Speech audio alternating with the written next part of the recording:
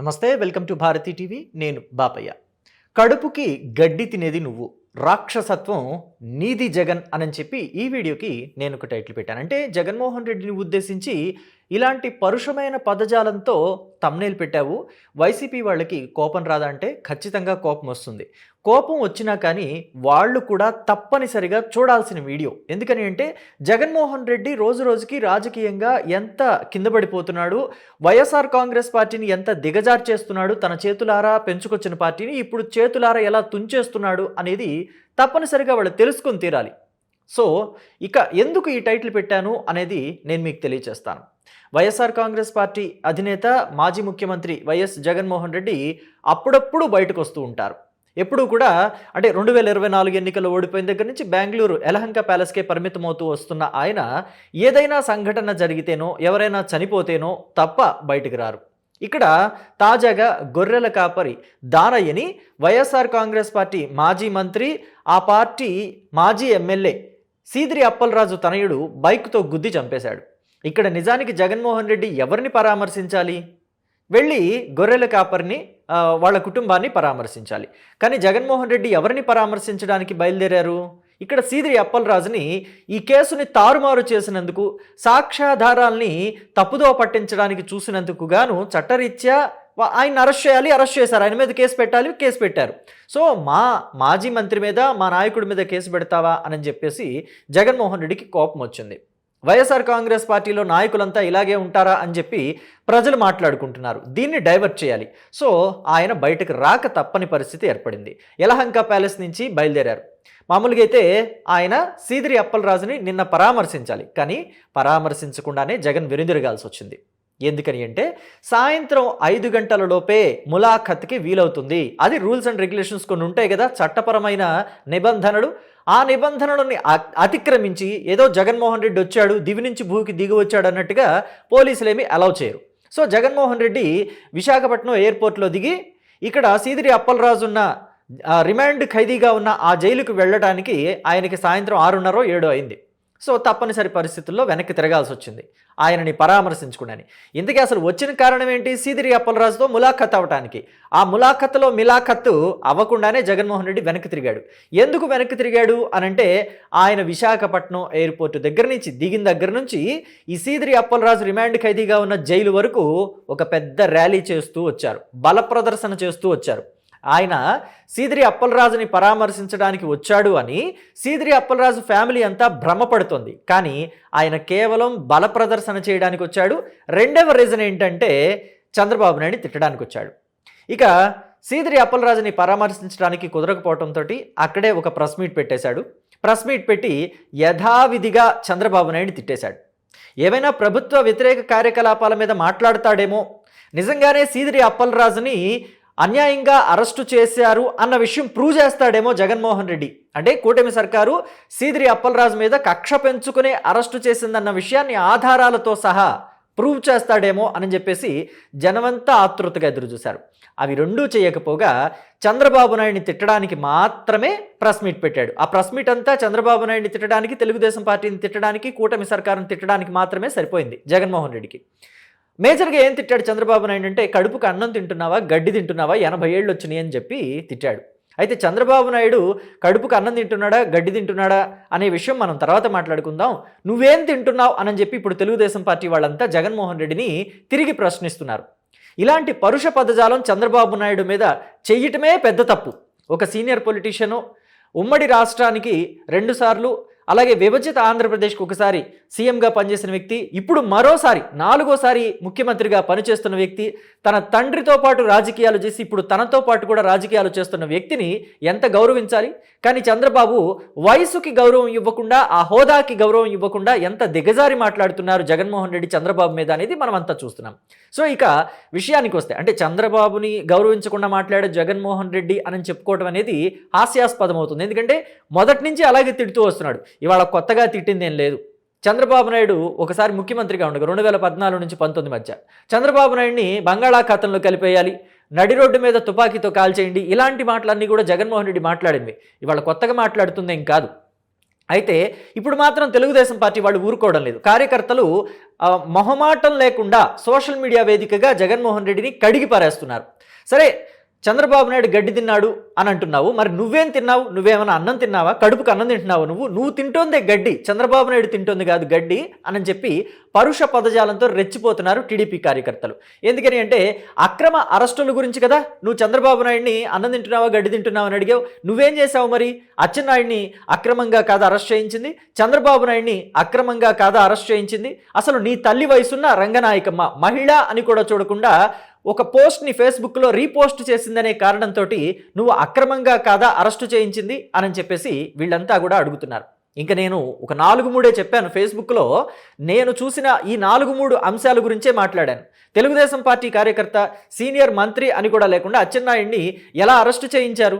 తెలుగుదేశం పార్టీలో ఒక కార్యకర్త స్థాయి నుంచి అచ్చెన్నాయుడు ఎదిగారు, నాయకుడు స్థాయికి వచ్చారు, మంత్రి అయ్యారు. ఆ తర్వాత పార్టీ ఓడిపోయిన తర్వాత 2019 ఎన్నికల్లో వైసీపీ గెలిచిన తర్వాత అచ్చెన్నాయుడు ఆపరేషన్ చేయించుకున్నారు, ఒక సర్జరీ చేయించుకున్నారని కూడా లేకుండా ఆయన్ని ఎంత దారుణంగా అరెస్ట్ చేశారు. ఆనాడు ఏమైంది? ఆయన ఒకప్పుడు మంత్రిగా పనిచేశారన్న విషయం జగన్మోహన్ రెడ్డికి జ్ఞాపకం లేదా? ఇప్పుడు సీదిరి అప్పలరాజుని అరెస్టు చేయించారు అని చెప్పేసి కష్టపడి ఎదుగుతున్న నాయకుడు ఎలా అరెస్టు చేస్తారు అని చెప్పేసి సుద్దులు చెప్తున్నారు. ఈ సుద్దులో అచ్చెన్నాయుడిని అరెస్ట్ చేసినప్పుడు ఏమైంది? అచ్చెన్నాయుడు కూడా బీసీ నాయకుడే కదా, అలాగే కొల్లు రవీంద్ర కూడా బీసీ నాయకుడే కదా. ఆయన అరెస్ట్ చేసినప్పుడు ఏమైపోయినాయి ఈ సుద్దులన్నీ అని చెప్పేసి తెలుగుదేశం పార్టీ వాళ్ళంతా అడుగుతున్నారు. అయితే వాళ్ళని అరెస్టు చేసిన దానికి ఆధారాలు లేవు జగన్మోహన్ రెడ్డి దగ్గర. ఆనాడు మళ్ళీ విడిచిపెట్టాల్సి వచ్చింది. ఇప్పుడు సీదిరి అప్పలరాజుని అరెస్ట్ చేయడానికి అన్ని ఎవిడెన్సెస్ ఉన్నాయి. ఆయన కేసును ఎలా తప్పుదోవ పట్టించడానికి చూశారు, సాక్ష్యాధారాలని ఎలా తారుమారు చేయడానికి చూశారు అనేది మొత్తం ఆధారాలతో దొరికిన తర్వాతే సీదిరి అప్పలరాజుని లోపలేశారు. అయితే ఇంకా జగన్మోహన్ రెడ్డి ఏమంటారంటే అసలు జాలి దయ ఇలాంటివేమీ చంద్రబాబు నాయుడికి లేవు, ఒక రాక్షసుడు లాంటి వాడు అని చెప్పేసి అంటున్నాడు. చంద్రబాబు నాయుడు రాక్షసుడు లాంటివాడా, నువ్వు రాక్షసుడు లాంటివాడివా అని చెప్పి తెలుగుదేశం పార్టీ వాళ్ళంతా క్వశ్చన్ చేస్తున్నారు. ఎందుకంటే షర్మిలని ఆస్తి ఇవ్వకుండా ఇంట్లో నుంచి బయటకు గెంటేసిన నువ్వు రాక్షసుడు లాంటివాడివి. సొంత బాబాయి చనిపోతే ఆ బాబాయి కూతురు సునీత అంటే నీకు చెల్లెలే కదా, స్వయాన చెల్లెలే కదా బాబాయి కూతురు అంటే, మరి ఆ చెల్లెల్ని నువ్వు ఎలా ఏడిపించావు అనేది కూడా రాష్ట్ర ప్రజలంతా చూశారు. ఆ తండ్రి చావుకి కారణం ఎవరో వాళ్ళని శిక్ష పడేలాగా చూడాలి అని చెప్పేసి ఆ అమ్మాయి ఎక్కని కోర్టు మెట్లు లేవు, దిగని కోర్టు మెట్లు లేవు. పైగా ఆ అమ్మాయే చంపించింది, ఆ అమ్మాయి భర్త చంపించాడు అని చెప్పేసి నీ పార్టీ వాళ్ళతోటి నువ్వే నిందలేయించి ఆ అమ్మాయిని మానసిక క్షోభకి గురి చేశావు. నువ్వు రాక్షసుడివి అని చెప్పేసి అంటున్నారు. అలాగే తల్లి విజయలక్ష్మిని కూడా ఇంట్లో ఉండటానికి లేకుండా గెంటేసిన నువ్వు అంటే నిన్ను చూసి నీ క్యారెక్టర్ చూసి భయపడి విజయలక్ష్మి ఇల్లు వదిలి పారిపోయింది అని అంటే నువ్వు రాక్షసుడివి అని చెప్పి తెలుగుదేశం పార్టీ కార్యకర్తలంతా కూడా మాట్లాడుకుంటున్నారు. అయితే ఇక్కడ జగన్మోహన్ రెడ్డి ఇంకొక మాట మాట్లాడాడు. చంద్రబాబు నాయుడికి ఏమాత్రం జాలి లేదు, అసలు ఒక 18 ఏళ్ల కుర్రాడు యాక్సిడెంట్ జరిగింది, దాన్ని మర్డర్గా చిత్రీకరిస్తావా, ఆ అబ్బాయి మీద కేసులు పెడతావా, ఆ అబ్బాయి భవిష్యత్తు ఏమైపోవాలని చెప్పేసి జగన్మోహన్ రెడ్డి మాట్లాడుతున్నాడు. చిన్నపిల్లల భవిష్యత్తు గురించి మాట్లాడే అర్హత అసలు జగన్మోహన్ రెడ్డికి ఉందా అని చెప్పి తెలుగుదేశం పార్టీ కార్యకర్తలంతా కూడా ఇప్పుడు ప్రశ్నిస్తున్నారు. ఎందుకంటే 2024 ఎన్నికల టైంలో విజయవాడలో ప్రచారం చేస్తున్న టైంలో, అంటే విజయవాడ అని కాదు ఆ చుట్టుపక్కల కృష్ణా జిల్లాలో ప్రచారం చేస్తున్న టైంలో మెడలో దండ వేస్తున్న టైంలో జగన్మోహన్ రెడ్డి నుదుటి మీద గాయమైంది.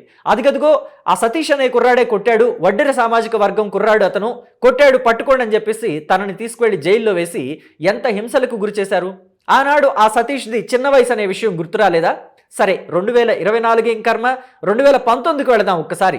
2019 ఎన్నికల సమయంలో విశాఖపట్నం నుంచి తిరిగి వస్తూ ఉండగా కోడికత్తితోటి గుచ్చాడని శ్రీనివాస్ అనే కుర్రాన్ని కోడికత్తి శ్రీను అని చెప్పేసి పెట్టేశారు. అతని పేరు కూడా కోడికత్తి సీన్ అయిపోయింది, ఇంటి పేరేంటో మర్చిపోయారు.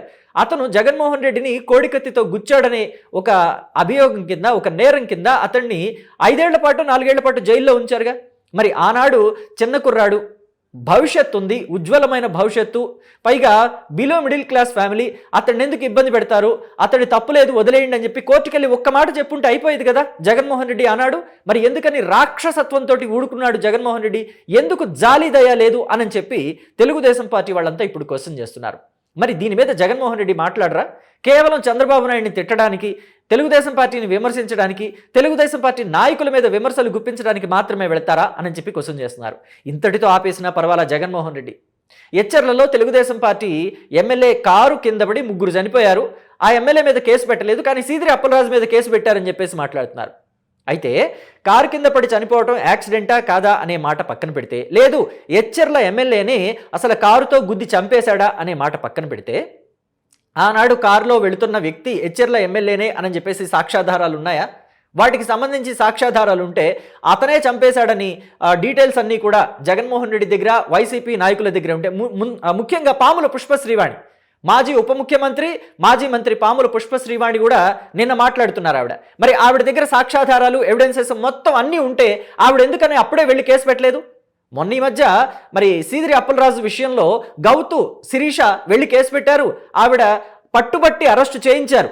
నేరస్తుడు తప్పించుకోకూడదు, న్యాయం గెలవాలి, ధర్మం గెలవాలి అని చెప్పేసి ఆవిడ పోరాడారు. మరి అలా ఎందుకు పాముల పుష్పశ్రీ పోరాడలేదు అంటే ఇది కేవలం ఎచ్చెర్ల ఎమ్మెల్యే మీద వేస్తున్న ఒక నింద మాత్రమే, వైసీపీ ఆడుతున్న మరో చక్కని అబద్ధం మాత్రమే అనేది అర్థమవుతుంది. అయితే ఒక విషయం మాట్లాడుకుందాం. ఇక్కడ ఎచ్చెర్ల ఎమ్మెల్యే కారు కింద పడి 3 చనిపోయారంటున్నారు. మరి జగన్మోహన్ రెడ్డి కారు కింద పడి సెంగయ్య చనిపోయాడు. మరి జగన్మోహన్ రెడ్డి మీద కేసు పెట్టాలా, కారు తోలిన డ్రైవర్ మీద కేసు పెట్టాలా? ఆ రోజు ఎచ్చెర్ల ఎమ్మెల్యే కారు కింద పడి నిజంగానే చనిపోయారు, ఎచ్చెర్ల ఎమ్మెల్యే ఆ కారులో ఉన్నాడు అనే సాక్ష్యాధారాలు ఉంటే మరి ఎచ్చెర్ల ఎమ్మెల్యే మీద కేసు పెట్టించి వైసీపీ వాళ్ళు ఇక్కడ జగన్మోహన్ రెడ్డి మీద కూడా కేసు ఎందుకు పెట్టించలేదు సెంగయ్య విషయంలో? అంటే వైసీపీ వాళ్ళకు ఒక న్యాయం, కూటమిలో నేతలకు ఇంకొక న్యాయం అని చెప్పదలుచుకున్నారా పాముల పుష్పశ్రీవాణి? ఎందుకు ఇన్ని అబద్ధాలు, ఎందుకు ఇన్ని నాటకాలు?